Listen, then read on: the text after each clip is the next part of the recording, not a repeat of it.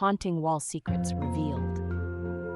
I moved into my new apartment last November, desperate for a place I could finally afford after my divorce. It wasn't much, just a cramped one-bedroom in an old building with thin, yellowed walls and the kind of creaking pipes that never let you sleep on the first night. The landlord, Mrs. Ortega, seemed nice enough, if a little evasive about the previous tenants.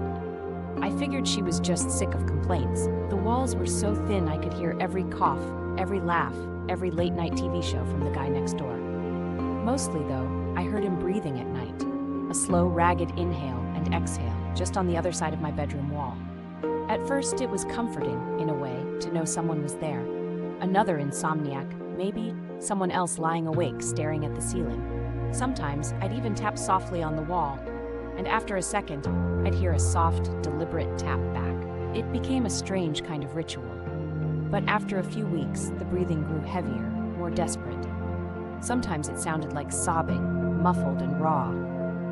One night, I pressed my ear to the wall, and I swear I heard my own name rasped out in a whisper, so quietly I almost convinced myself I'd imagined it. Last Friday, after another sleepless night, I finally asked Mrs. Ortega about my neighbor. She looked at me, her face draining of color, and said there hadn't been anyone in that apartment for years. Not since the last tenant died in there, alone and undiscovered for weeks.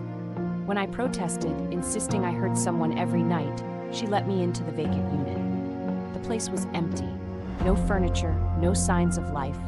Just a thick layer of dust and a faded outline of where a bed used to be, pressed into the dirty carpet right against our shared wall.